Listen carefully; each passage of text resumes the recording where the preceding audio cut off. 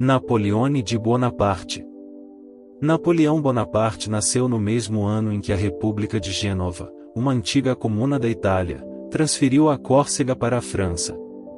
O Estado vendeu direitos de soberania um ano antes de seu nascimento em 1768 e a ilha foi conquistada pela França durante o ano de seu nascimento e formalmente incorporada como província em 1770, depois de 500 anos sob o domínio genovês e 14 anos de independência.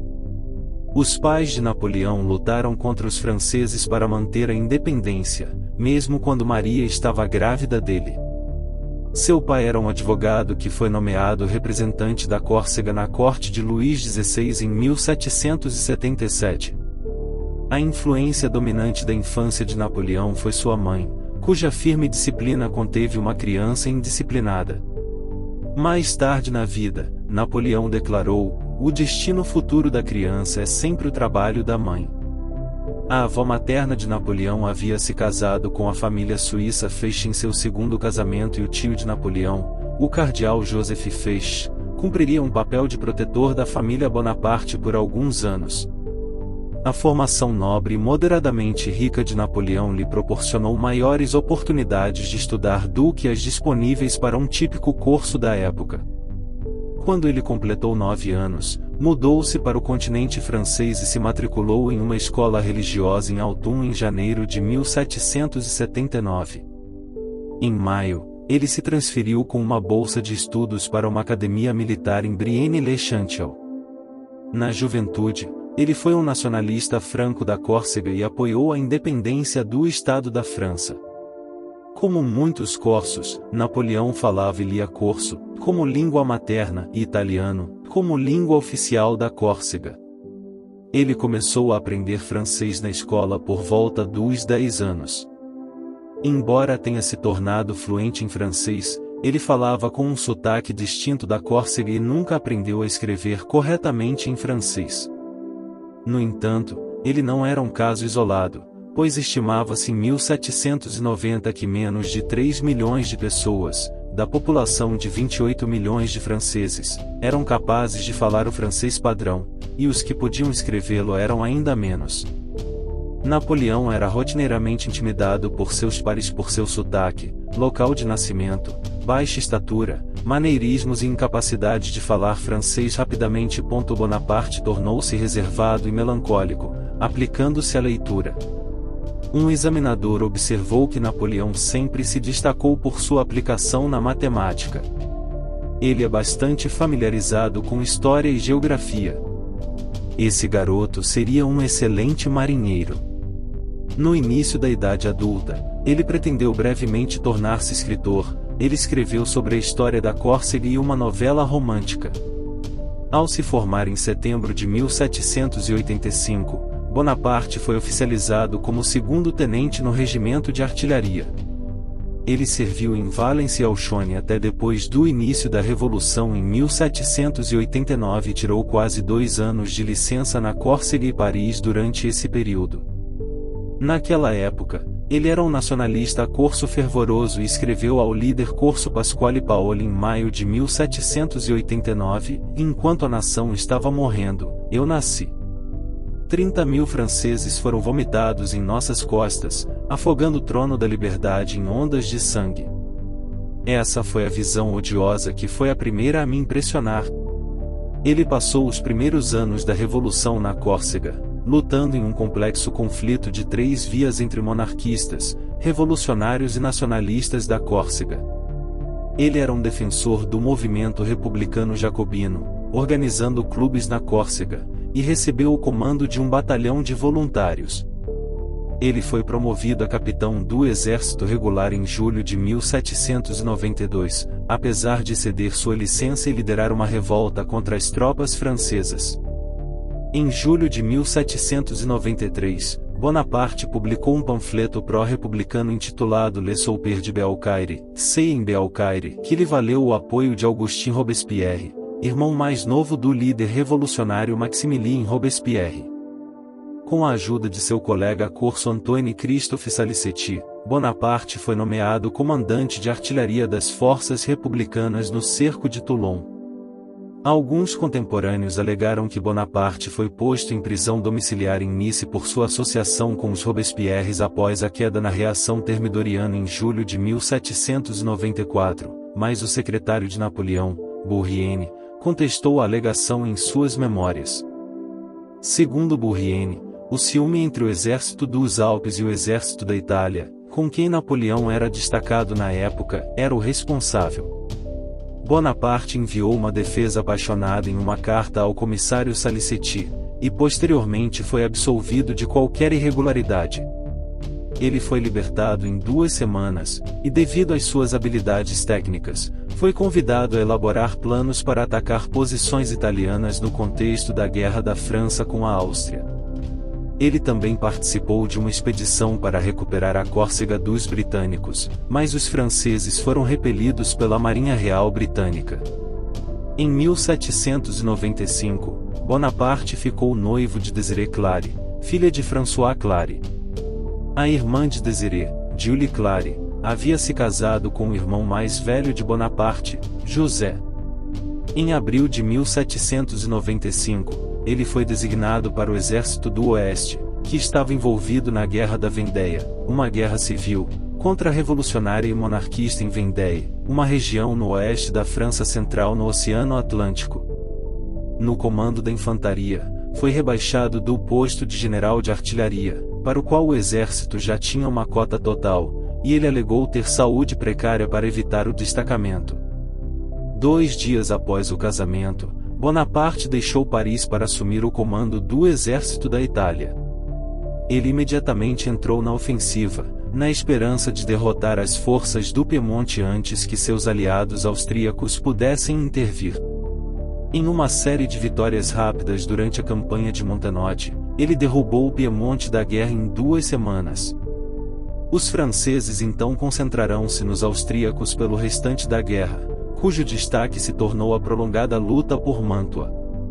Os austríacos lançaram uma série de ofensivas contra os franceses para romper o cerco, mas Napoleão derrotou todos os esforços de socorro, marcando vitórias nas batalhas de Castiglione, Bassano, Arcole e Rivoli.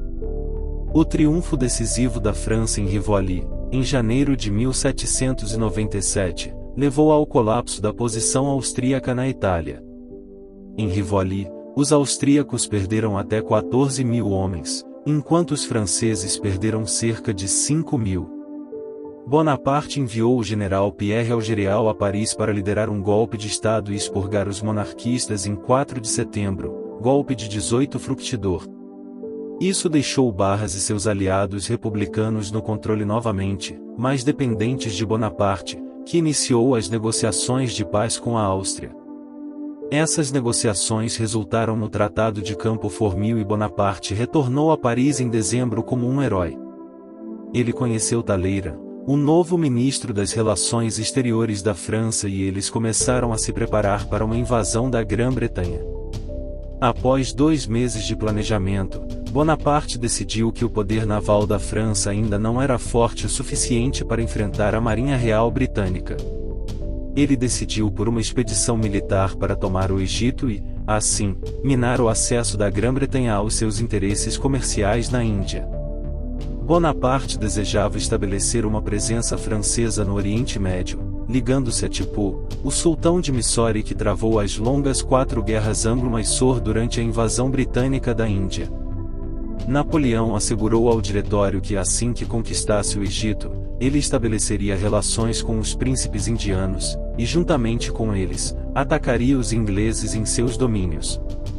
O diretório concordou em garantir uma rota comercial para a Índia. Bonaparte começou com um exército de 13.000 homens, 1.500 desapareceram, 1.200 morreram em combate e milhares morreram de doenças, principalmente a peste bubônica. Ele não conseguiu reduzir a fortaleza do Acre, então marchou seu exército de volta ao Egito em maio. Para acelerar o retiro, Bonaparte ordenou que os homens atingidos pela peste fossem envenenados com ópio. O número de mortos permanece em disputa, variando de um mínimo de 30 a um máximo de 580. Ele também trouxe 1.000 homens feridos.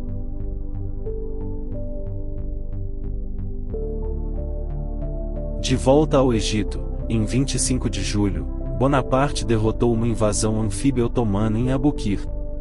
Enquanto estava no Egito, Bonaparte se manteve informado dos assuntos europeus. Ele soube que a França havia sofrido uma série de derrotas na Guerra da Segunda Coalizão. Em 24 de agosto de 1799, ele aproveitou a partida temporária de navios britânicos dos portos costeiros franceses e partiu para a França continental, apesar de não ter recebido ordens explícitas de Paris. O exército ficou a cargo de Jean-Baptiste Kleber. Napoleão estabeleceu um sistema político que o historiador Martin Lyons chamou de ditadura por plebiscito. Preocupado com as forças democráticas desencadeadas pela Revolução, mas não querendo ignorá-las completamente, Napoleão recorreu a consultas eleitorais regulares com o povo francês em seu caminho para o poder imperial. Ele redigiu a Constituição do ano 8º e garantiu sua própria eleição como primeiro cônsul, residindo nas Tulherias.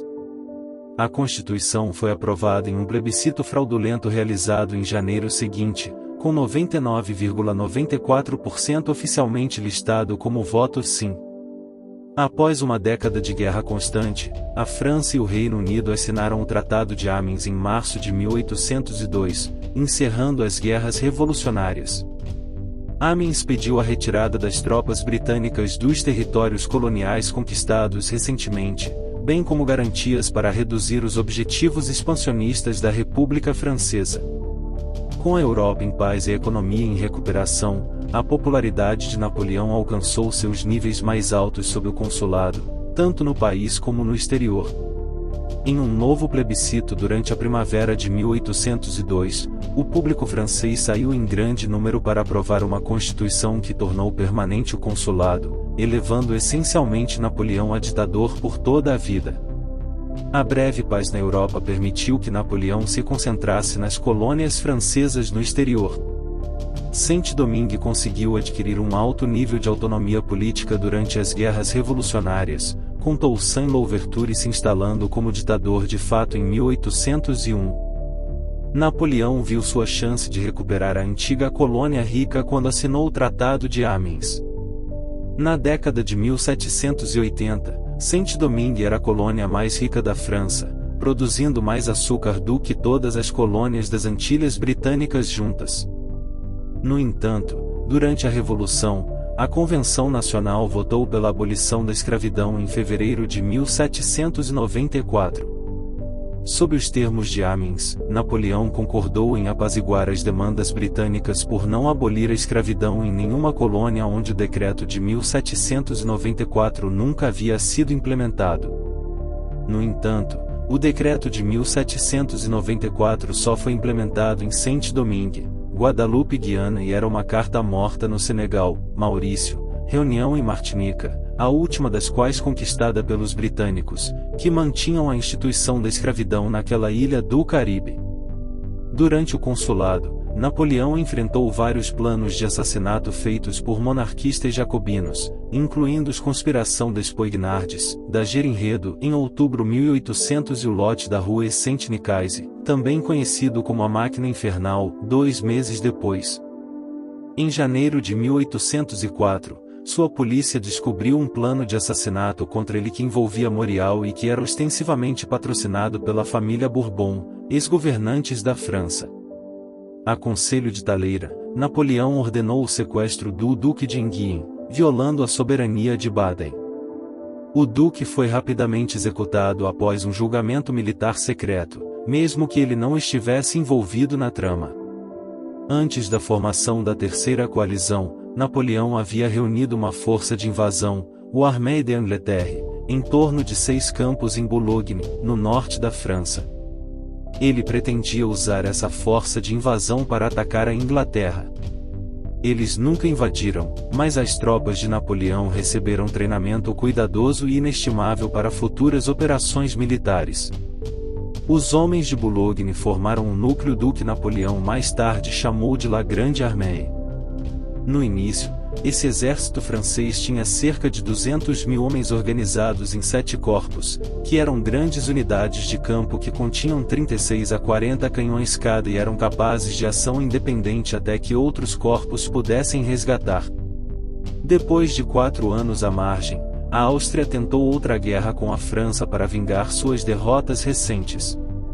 A Áustria não pôde contar com o apoio russo, porque este estava em guerra com a Grã-Bretanha, a Suécia e o Império Otomano em 1809, enquanto seus assistentes reclamavam de resfriados, catarros, pisos úmidos e provisões precárias.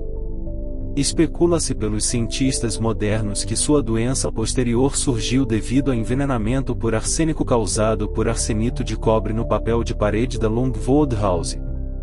O médico pessoal de Napoleão, Bellery O'Meara, alertou Londres que seu estado de saúde em declínio foi causado principalmente pelo tratamento severo. Napoleão ficou confinado por meses a fio em sua habitação úmida e miserável de Longwood. Em fevereiro de 1821, a saúde de Napoleão começou a deteriorar-se rapidamente e ele se reconciliou com a Igreja Católica. Ele morreu em 5 de maio de 1821, após confissão, extrema-unção e viático na presença do padre Ange Vignali.